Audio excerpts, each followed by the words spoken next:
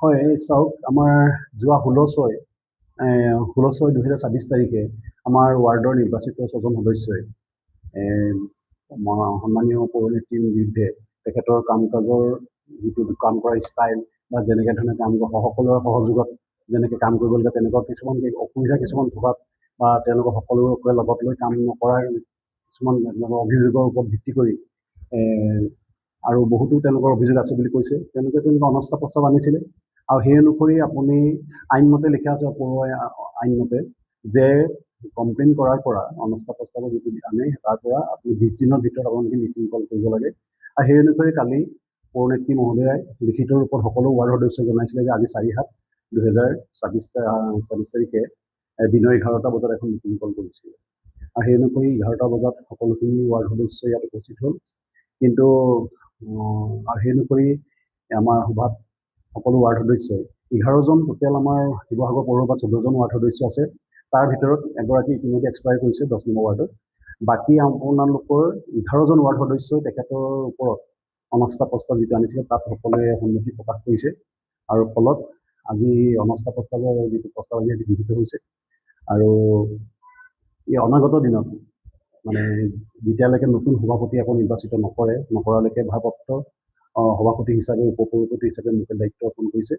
গতিকে মই আপোনালোকৰ যোগেদি শিৱসাগৰীয় ৰাইজক সকলোৰে সহায় সহযোগিতা কামনা কৰিছোঁ যাতে আমি এই অনাগত দিনত আমি শিৱসাগৰখনক এটা নতুন দিশলৈ আমি যাতে লৈ যাব পাৰোঁ। সকলোৰে সহায় সহযোগিতা শিৱসাগৰখন নতুন যাতে কাম কৰিব পাৰোঁ, চাফ চিকুণ কৰিব পাৰোঁ, পৰিষ্কাৰ কৰি ৰাখিব পাৰোঁ। যিবোৰ ডেভেলপমেণ্টৰ কাম আছে এই কামবোৰ যাতে কেতিয়াও ক্ষতি নহয় বা ব্ৰেক নহয় সেইবিলাকৰ ওপৰত আমি সদায় সচেতন হওঁ আৰু সকলোৰে সহায় সহযোগিতা কামনা কৰিছোঁ। 7জন অনাস্থা প্ৰস্তাৱ যেতিয়া আনিছিলে টোটেল ভাৰতীয় জনতা পাৰ্টীৰ 7জন সদস্যই তেওঁলোকে আৰু আমাৰ অসম গণ পৰিষদৰ পৰা এজনে সৈতে টোটেল 7জনে তেওঁৰ ওপৰত অনাস্থা প্ৰস্তাৱ আনিছিলে। কিন্তু আজি যিখন সভা অনুষ্ঠিত হ'ল এই সভাত প্ৰায় 11জন ৰাইজৰ দল, অসম গণ পৰিষদ আৰু ভাৰতীয় জনতা পাৰ্টি টোটেল 11জন ৱাৰ্ড সদস্যই তেখেতৰ ওপৰত অনাস্থা প্ৰস্তাৱ ইতিমধ্যে চৰকাৰ ইতিমধ্যে গৌৰৱ গগৈ ডাঙৰীয়া প্ৰধান নিৰ্বাচী হিচাপে তেখেতে শপত গ্ৰহণ কৰিছে। কিন্তু মাননীয় আমাৰ শিৱসাগৰ বিধানসভা সমষ্টিৰ অখিল গগৈ ডাঙৰীয়া এতিয়ালৈকে প্ৰধান সদস্য হিচাপে তেখেতে শপত গ্ৰহণ কৰা নাই।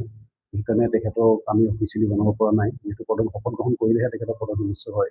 তেখেতক যিহেতু লোৱা নাই গতিকে আমি তেখেতক এই কথা সংক্ৰান্তত তেখেতক জনোৱা হোৱা নাই। তেখেতে আজি আমি 11টা বজাত তেখেতে কালি মিটিং কল কৰিছে, লিখিতভাৱে সকলোকে দিছে। দি তেখেতে 10টা 5ত পৌৰসভাৰ হোৱাটছএপত তেখেতে এটা মেছেজ দিছে যে তেখেতৰ শাৰীৰিক অসুস্থতাৰ বাবে তেখেতে মিটিংখন পষ্টপন কৰিছে।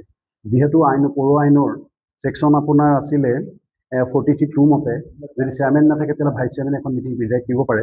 আৰু যিটো হৈছে ছেকশ্যন 46 ছাবছেকশ্যন 2 মতে যদি আপোনাৰ যিটো কোৰাম হয় মিটিংখনৰ কাৰণে যিখন কোৰাম হ'ব লাগে সেই কোৰামটো যদি হয় তেতিয়াহ'লে মিটিংখন তেনেকৈ কৰিব পাৰি।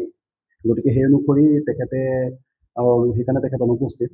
গতিকে সেইটো কাৰণে যিহেতু 20 দিনৰ সময়সীমা আছে, 20 দিনৰ সময়সীমা চেয়াৰমেন বা ভাইচ চেয়াৰমেনে মিটিংখন কল কৰিবই লাগিব। গতিকে সেই অনুসৰি আমি মিটিংখন আজি অনুষ্ঠিত কৰা হৈছে।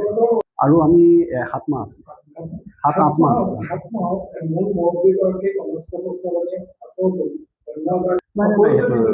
প্ৰয়োজনীয়তাটো চাওক আমাৰ যিহেতু পৌৰসভাত তেখেতে নেতৃত্ব প্ৰদান কৰে পৌৰনেত্ৰী মহোদয়ে বা পৌৰ সভাপতিয়ে তেখেতে যিজনে হয় তেখেতে নেতৃত্ব প্ৰদান কৰে।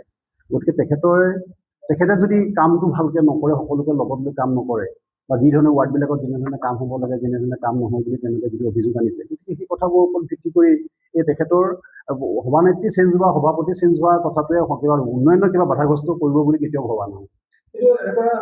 নাই এইটো এটা বাহিৰত বিভিন্ন ধৰণৰ গুজব ওলাই থাকে। একচুৱেলি পৌৰসভা তেনেকৈ নচলে। আজিকালি আপোনালোকে জানে যে গোটেই পৌৰসভা গোটেই কাৰ্য ব্যৱস্থাটো হৈছে চব ডিজিটেল।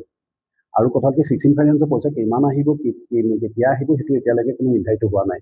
গতিকে এইটো এটা বাহিৰত ওলাই থকা গুজব, সেইটো কথা তেনেকুৱা ধৰণৰ কোনো সত্যতা নাই। এই কথাটোৱে আমাৰ কোনো এফেক্ট নকৰে।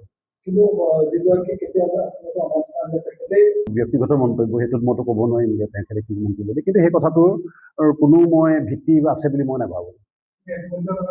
হয় পৌৰনীতিত অপহৰণ কৰা হৈছে তেখেতে মানে ইয়াৰ পৰা হেৰি হৈছে। এতিয়াও দায়িত্ব হিচাপে এক্টিং চেয়াৰমেন হিচাপে মোক দায়িত্ব প্ৰদান কৰিছে। গতিকে এতিয়াৰ পৰা উইদিন 45 days তেওঁলোকে নতুন সভাপতি নিৰ্বাচিত কৰিব লাগিব। উইদিন 45 days ভিতৰত নতুন সভাপতি আপোনালোকৰ সন্মুখলৈ আহিব।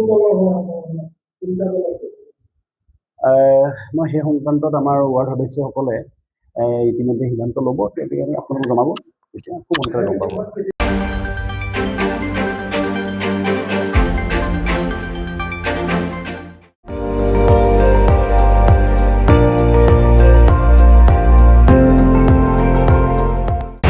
আপুনি চাই আছে ND24 সৰ্বশ্ৰেষ্ঠ নহয় সৰ্বোত্তমৰ দৌৰা।